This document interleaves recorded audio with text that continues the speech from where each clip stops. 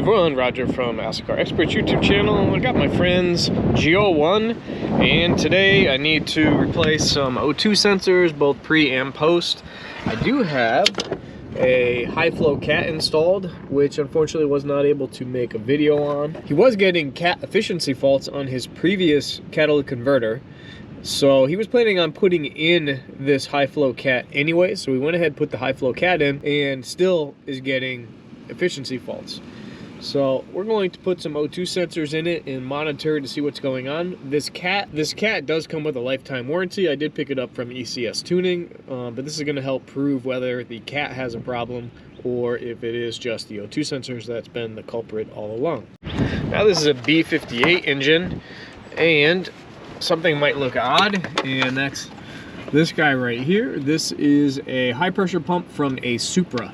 So you can replace the high pressure pump with one from a Supra. You can also pick this up at ECS Tuning. It does improve the flow to the high pressure injectors.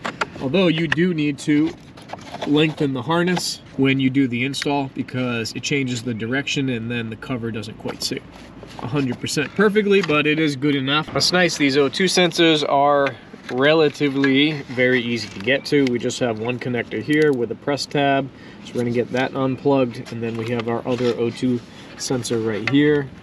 And just, you always want to make sure you put them back into these clips, because if they fall down and hit the exhaust, they will cause damage, and it could actually cause damage to your engine computer. So you pull back the connector, and then sometimes you can just press and pull that out. So I did work that free. You have to make sure on these connectors that this piece sticks out. This is the new style connector that has this like extra sleeve. Alright, so that one's disconnected. Alright, I did get it off the slider. This one separated here from a previous time. But the lock tab, of course, is from age, separated, but it does still slide on and lock. These are tough because you can't see that tab. The tab's actually under here. You have to get under here and press it and then slide it this way to get it out. But they're both free, so it should be easy enough to get to these O2 sensors now. This is usually the best O2 sensor socket because it slides over and it's open-ended, so you can get in there. You just gotta break it free, and then usually you can walk them off pretty easy.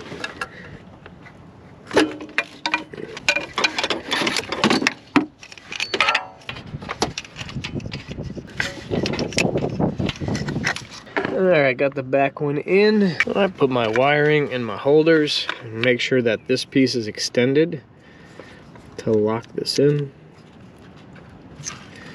This way. Make sure it's all the way in, and then lock that and give it a bit of a tug. Oh, look, and this has the new piece on it. That's that piece that broke off the old one. To get this on, you'd have to pull this back where you can't see it. It slides on like that. Now this O2 sensor just has a heat shield on it, and you don't plug it in until you got it fully tightened. That way you can twist your wire. Otherwise that would just be a tangled mess. You do the same thing. So you need these O2 sensor sockets because they slide over, and then you can drop them down and give them a snug. You can always lift them, go to reverse, straighten it back out, go back to tighten, drop it back down, and finish it off. Torque spec, good and tight. Now this looks like this broke here, so maybe I'll zip tie them together. Click, click, double click, and then on. There we go. So we'll zip tie it here.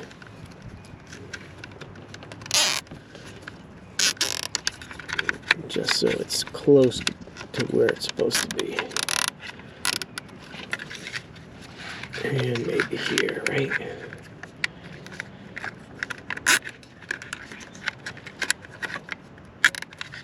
Yeah, like that. And then we're going to put this in the holder.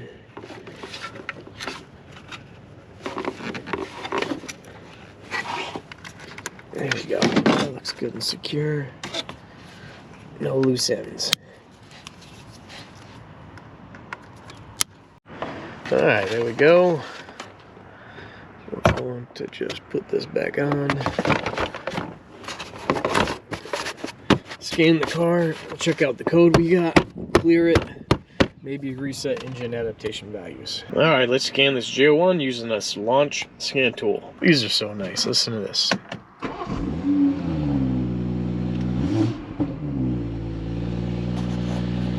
X3 M40, definitely a nice BMW. There's a few faults in here. He did say that it was having a standby current violation, which show up right here. That's a drain. He thinks it's from his radar that he wired in himself.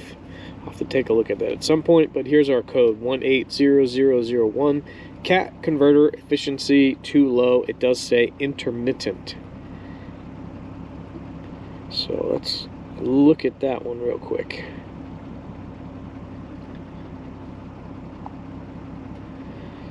Alright, so in the DME we can read the fault memory and it just gives you the same information, cat converter efficiency too low. Usually this code just means exactly what it states, that the cat converter is not efficient enough.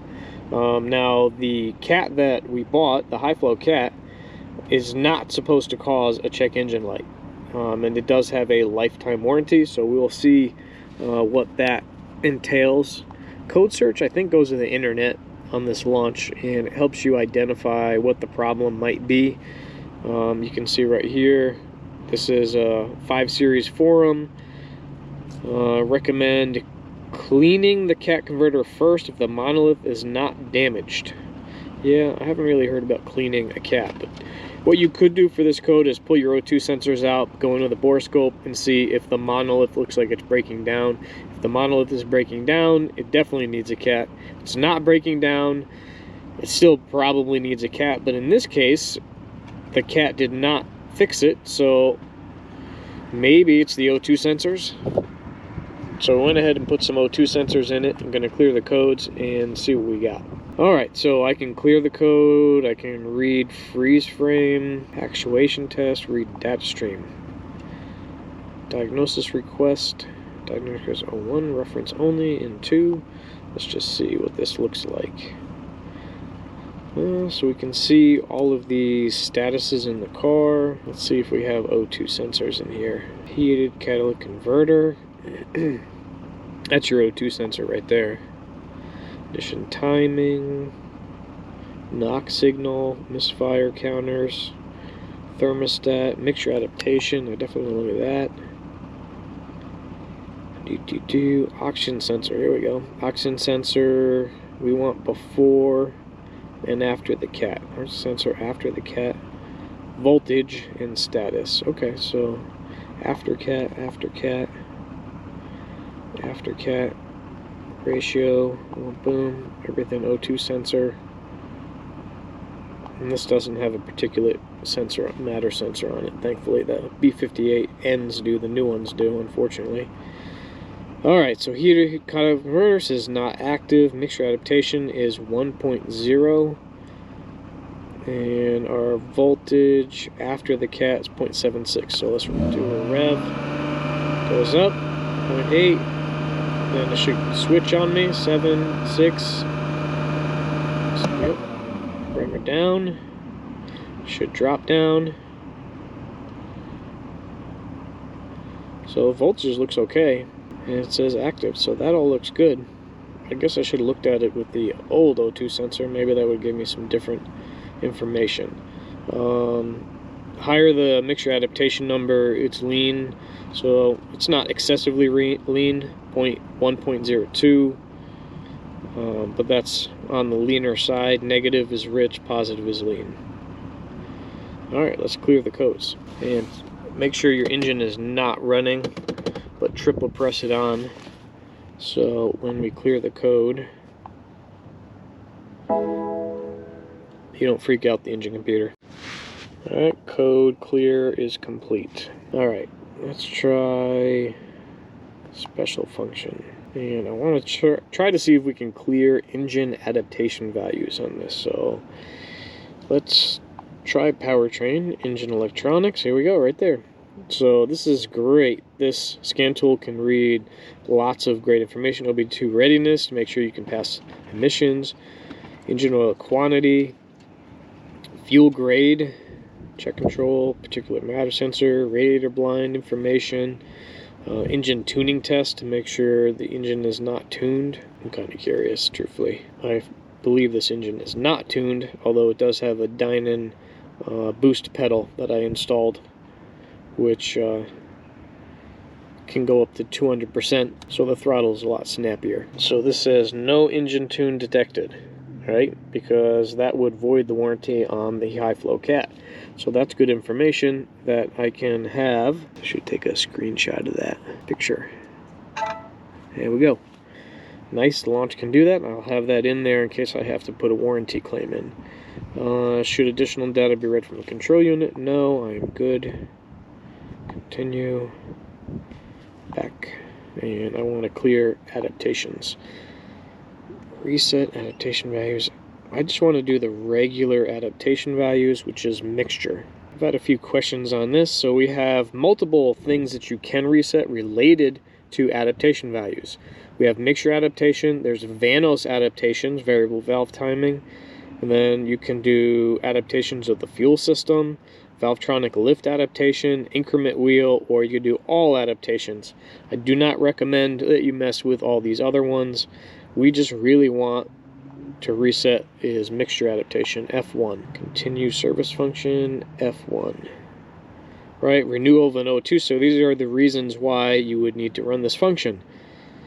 After the following actions: renewal of an O2 sensor, front oxygen sensor, renewal of the catalytic converter, which we did do, rectify leaks in the air intake system, or clean or renew the hot film air mass meter. There's other reasons to clear this too, but those are the main ones. And this launch scan tool can absolutely do this. This is actually one of my go-to tools right now. Definitely worth the money. It's less expensive than most Autels, and it actually does quite a bit. And you can even do coding with this, possibly even some program. Okay, now you wait while it's resetting. My cluster shut off as it's doing its adaptation reset. It may turn itself back on again. I would expect it to.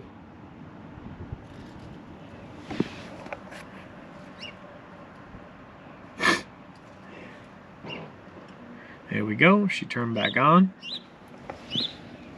Gotta love the automatic ignition now. And adaptation value should be cleared, it's just finishing up. So you had an air leak, you had a leaking injector, you had a tank vent valve failure, or you're having an issue where you're getting mixture issues and you have to unplug your tank vent valve and then run it after clearing the adaptation value. Following action is performed in the next step. Reset, continue.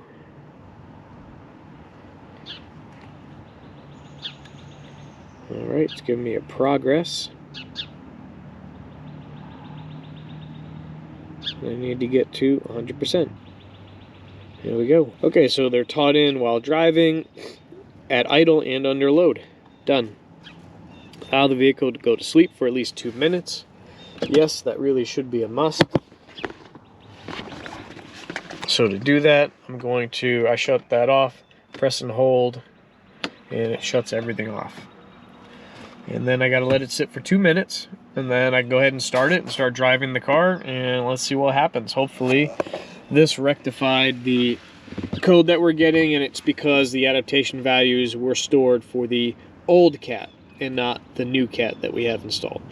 That's how you reset the adaptation values using a launch scan tool. Please like and subscribe to Ask the Car Experts YouTube channel. Help me get to 100,000 subscribers. I'm almost there.